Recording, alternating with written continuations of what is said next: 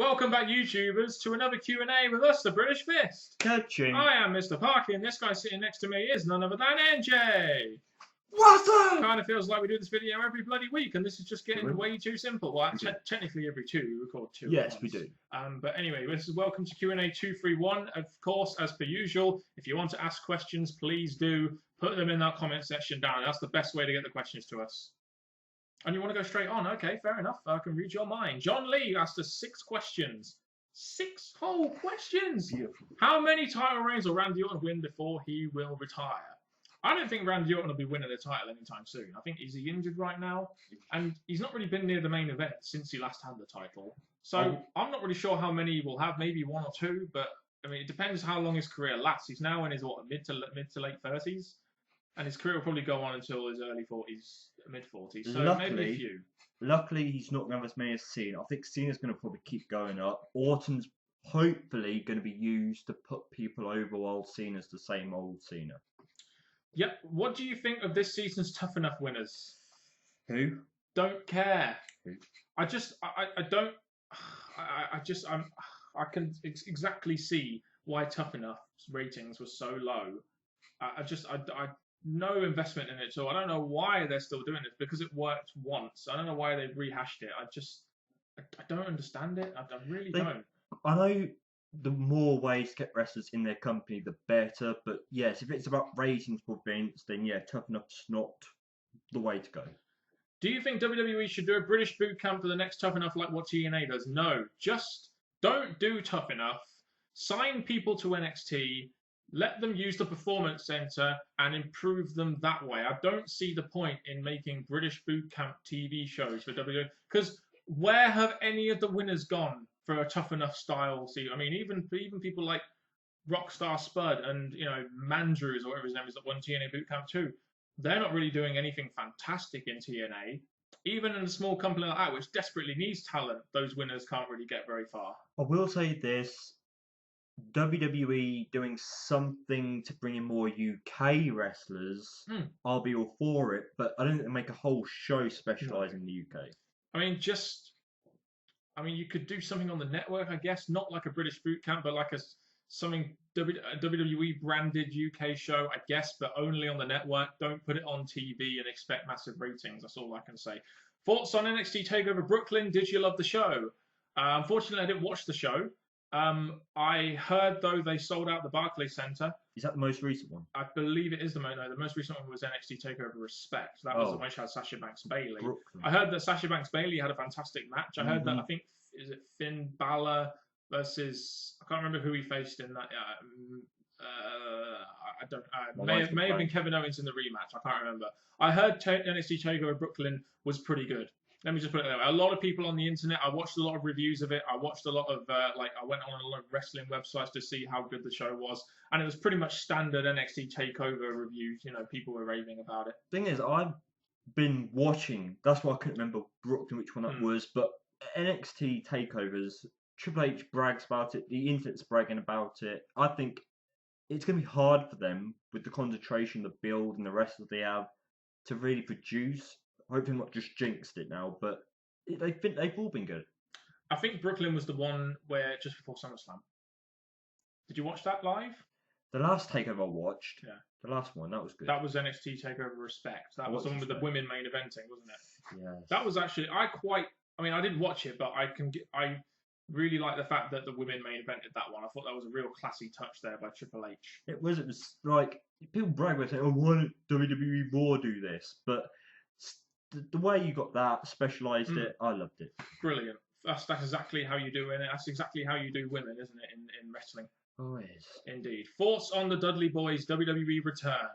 I mean, great. The Dudley Boyz are in. WWE needed tag teams. I mean, they are here to put people over, essentially. I mean, they're kind of like RVD was and people like that. But I mean, could they be doing more with the Dudley Boyz right now? I mean, with them being the great tag team that they are? No. The reason I'm saying that is like what you did with Kevin Owens. He came in and went straight up to the scene. Yeah, it made impact and stuff. But you've gone against the best. You beat the best. You've pretty much done it. You've now got Dudley's coming. You put them against the most popular tag team. So once that feud is over, they're going to go after the minute ones. Yeah, you're putting them over, but you've still blown your biggest match possible. So what you're saying is that they're going to blow through the biggest match possible, Which they've done. and then what next for the Dudley Boyz? There's many tag teams, yes, but I think when you've gone against a fan favourite in New Day, you're really thinking, okay, let's put them against the Usos. Yeah, they are Uso fans, but their reaction's probably going to be better when they're against the New Day. Will AJ, and to be honest, the New Day are the most over tag That's team what I'm saying. and act in the WWE right now. From what I mean, I've been watching, from what I've been hearing anyway. And that feud's done, and you're not even at your like big WrestleMania moment. So I'm expecting, hopefully, they have something planned for WrestleMania. But you've blown the match that I think would have been split reaction. What you mean, tag team title match in the pre-show with no build? That match. Anyway, will AJ Styles sign with WWE when his contract with New Japan runs out next year? No, because to be honest, he can make more money on the independent scene than he can do with NXT, and that's exactly where WWE would probably put the guy, unless he's going to be some kind of in a training role. WWE are going to have to cater to AJ Styles a lot, in my opinion, in order to get him. And I don't think they want to go that far. I don't think they rate AJ Styles all that much, to be honest. In our last Q&A, we answered this saying that he's getting a lot of work elsewhere, but since then there have been other reports that they're in talks with him again. I'm not sure what they're going to offer him differently unless they're going to keep raising up the money on this one guy who's not Vince's typical favourite big build. So they're going to be bringing in a guy that they hope is going to make a difference. I think he would be essentially part of a big part of the NXT brand. Not necessarily so. WWE, but with NXT being a separate brand from WWE now, in a way, or part of the WWE brand, but a separate brand from Raw and SmackDown, maybe AJ Styles is one of those kind of guys that can really help promote that brand a little bit. Even though, really, if you're Vince McMahon, you don't want that brand getting any bigger than Raw or SmackDown. My slight worry about this is that, yes, he's going to be probably a big name for NXT, but if you're like, you've tried multiple times to get AJ in. If what you're doing each time is raising the money, you're paying a lot of money to a guy who you're going to have to make sure you've got big ideas with, or you're wasting your money just to get a guy in. And then the question becomes, is that his value? Is he worth the contract? And maybe it's got to the point where WWE just think, no point, better off somewhere else. I mean, they brought in Samoa Joe now. Do they need AJ Styles? Jimmy Edaperil, I hope I pronounced that correctly. I do apologise. Too many D's, P's, Y's, and A's there. What are your thoughts on the SummerSlam controversial main event match between Lesnar and Undertaker? If so, who's turning heel and who's turning face? Well, straight away, we all knew Undertaker wasn't going to be a heel. He was always going to be cheered. I mean, Brock Lesnar, if anyone was going to be the heel in this feud. Even though Undertaker, from what I saw, came across as more of a heel. But did you watch SummerSlam? What were your thoughts on that controversial main event? I mean, I thought it was really stupid and made pretty much zero sense. To detail what we've already said in past Q&As, again, this match didn't need to happen. I think WrestleMania was enough, like I've said before. But the match itself, I think Taker, the icon, the big name, reverting to a low blow to beat Brock Lesnar. That, you could say, it set up the Hell in a Cell match. Taker felt like he had to do that to Brock. I don't know what the excuse was, but I would not really predict.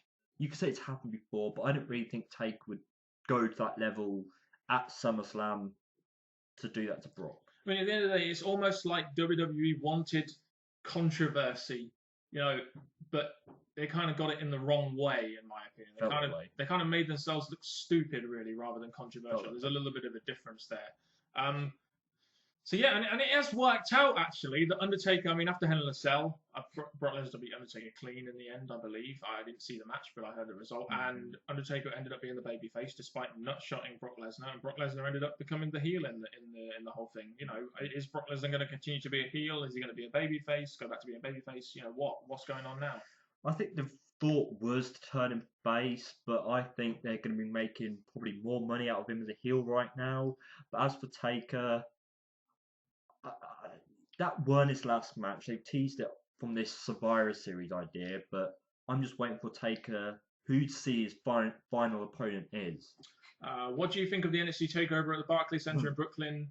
If so, what was your favorite match? Like I said, I didn't see it, but I heard that it was a pretty good show. You did watch it, did you? I've watched all NXT, but I can't remember which one this was. This is the one with Bayley and Sasha Banks in the semi-main event, where I believe Bayley won the belt. I believe. Yeah, the tag. It may have actually been Sasha. I can't remember. Was it Sasha Banks? Was it Sasha Banks versus Becky Lynch? I can't remember. All I know is the one before SummerSlam. The last one I remember watching is the women's main eventing one. Oh, that's respect. That was the latest one. I think it was. I think it was Finn Balor versus Kevin Owens. Oh, going back to rematch. That one. That's quite far back. Back then. It was August, 3 months ago. Okay, felt longer. But with Balor, again, I'm still on the fence about Balor, but again, takeover is takeover, which is great. Ever since Kane's injury, and if he does return with the right time and right place, who do you think his main target would be? Brock Lesnar or the WWE World Heavyweight Champion Seth Rollins? Well, the way they did the storyline, and in previous Q&As, we have actually said good things about the way they built up the storyline, not necessarily who's in the storyline, i.e. Kane, but we have said good things about how WWE have slow builded this feud. He was always going to come back and face Seth Rollins. That was always going to be the idea, in my opinion, after Brock Lesnar. That was always going to be the case. This is an oldish question because obviously they've moved on from this, but I think with the tease ongoing, Seth Rollins, Kane has to get his revenge on Seth Rollins, so it's going to go that way. And yeah, you would think Brock, because Brock is the big guy and Kane versus a big guy, but Seth Rollins. I know we've already answered this question, but I want to add something to it. Your thoughts on the Dudley's return on the WWE and targeting the New Day? I've said that, yeah. I thought they were going to target Rowan and Harper or Harper and Strowman, simply because remember a while ago they had that Twitter thing going on, and it kind of seemed like they were building up to something. Then maybe plans changed, and they wanted to help New Day a little bit and help gain their popularity by facing up with the Dudley Boys, but I always thought the Dudleys were going to face someone, like a team, a more legit team, in my opinion, like Strowman or Harper or Eric Rowan. And they were using the 3D finisher at one point, weren't they? So you kind of thought they were teasing that. Like I've said before, I think going against the most popular tag team you've got, yes, it made impact and probably some eyes. Oh, New Day getting to face the Dudleys.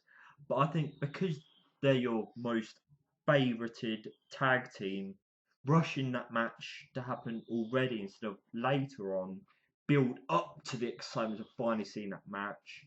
So I think not a good idea. I think it's worked out in a way, but I think it should have been done later on. I know you guys probably can't hear it, maybe you can, but there's a lot of fireworks going off around our house because it is the 5th of November as we're recording this. So if there's any noises in the background, please do ignore them, or maybe try and set you off your own fireworks. I don't know.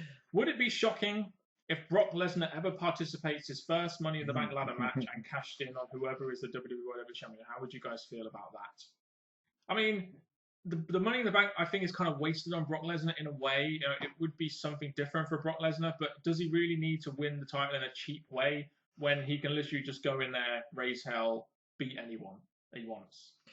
I know they did it to Cena, and you would say the exact same thing for Cena. He could have won the title without the Money in the Bank briefcase, but Cena had to get another thing on his application CV. But as for Brock Lesnar, I really think if he wanted a title match, he'd just demand it and get it. Yeah. So to be honest, yes, it would make if he went into Money in the Bank and lost, that'd be different because obviously the one who beat Brock Lesnar to get the briefcase would have been put over. But no, I don't think Brock should going on. So, what job is Cena going for? You talk about this CV application. What job is he going for? Movies? What? I'm not really understanding at the moment. Just to up his. I don't know what's ego? high in the WWE. Ego? Yeah. Look what I've got. So it's his ego application then, basically. He's Pretty got much. a fucking long one, isn't he? Thoughts on the debut of Apollo Crews? I didn't see the debut of Apollo Crews, but I've seen Apollo Crews in action. The guy does look like a star. He is black. It's nice to see a black guy getting pushed in the WWE. Just saying. Talking about takeover. He's already got a title shot against Finn Balor. So WWE must hold this guy in very high regard. he does look $1 million, doesn't he? This brings up respect. I think when you look at him, I think the fact that the WWE universe there were really liking this guy. The commentators were saying, I can see him being a future champion. The WWE NXT going that way. I think it's a really good sign, and I'm all for it. I really like Apollo. And I remember a couple of NXT takeovers ago. I think it was the one before Brooklyn, which was the last one. No, it was the last one I watched. I think it was when Kevin Owens. I can't remember which one it was, but I remember they had 7 new signees in the front row, and they sort of went through all of them. And by far the biggest reaction was Apollo Crews, because I think he was Uhaa Nation on the independent scene and was pretty popular. He got by far the biggest pop out of the 7, and as soon as you saw that, and then you saw his size and the way they were building the guy up with, him coming into the Performance Center and meeting up with William Regal, who seemed fantastically happy to have him on board, you kind of got the impression that they were going to do something with this guy. It reminded me a lot of like when Roman Reigns came into FCW, or sorry, not as Liaki, but as Roman Reigns. It kind of reminded me of that. And when superstars come in with video packages and they build it up like it's a big deal, you know from that WWE hold them in high regard. This is what I really hope, that yes, it's Triple H's baby NXT, but if they make him champion, he looks good as champion, get a good reaction. Yes, I'm going to push it quite far, not anytime soon. A year, pushing on to 2 year. When he goes to the main roster, I just hope Vince doesn't screw that all over. I mean, he's Vince's kind of guy, isn't he? I mean, I know he's black, but he is a bloody monster house. He looks like he could kill someone.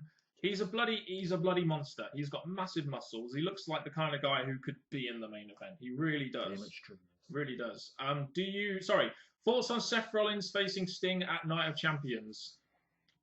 I liked the idea of Seth Rollins facing Sting. I mean, it was someone new for Seth Rollins.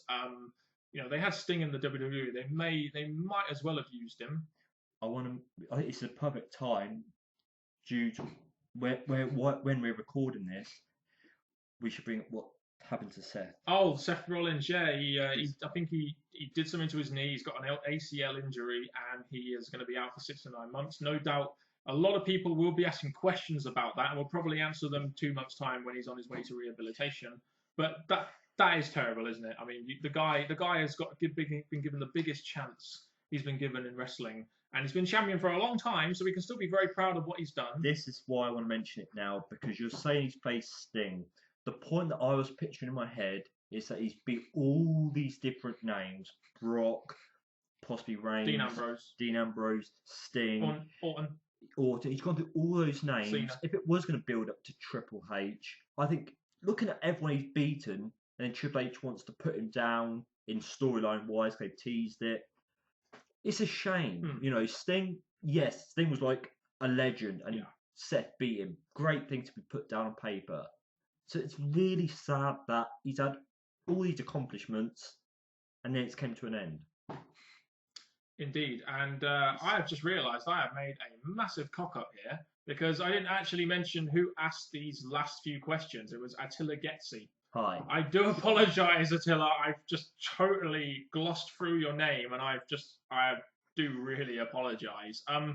Sticking to the Seth Rollins, because we're not going to be able to answer all your questions in this Q&A. We'll answer the next set in the next Q&A. But sticking to this Seth Rollins question, I think this injury is a great chance for him to come back as a really over babyface. Do you? It needs to finally happen. It does. Because the crowd aren't necessarily buying him as a heel. He just looks like the kind of guy who needs to be babyface, in my opinion. But this will be a great opportunity because he's well liked by the crowd generally. Great opportunity to bring him back and get him a big pop as a babyface. Here's a quick story of how I'll do this quickly, just so it makes his return even big, so they can still continue with what they teased. Roman Reigns to become champion, yeah. We finally get eventually Triple H versus Roman Reigns. Triple H becomes champion, only for Seth Rollins to return to face Triple H for that championship that he'd technically lose, and he beats Triple H to gain the championship back. And he can still have Seth versus Triple H. And not to mention the fact they're having a tournament at Survivor Series, which probably Roman Reigns will win. Maybe Brock Lesnar will win. Who knows? I don't even know who's in the bloody tournament, but there you go. So, apologies, Attila. We've answered 2 of your questions. We will answer the next 4 of your questions in the next Q&A because we have, unfortunately, as we always do on these Q&As, ran out of time. Have any final words? And from the Metallica loving Mr. Parkin and the game NJ, thank you very much for watching. Please continue to send in your questions in the comment section below so we can continue this series on and on and on. Goodbye. You're just going to steal other people's nicknames now. The game NJ. Till next time.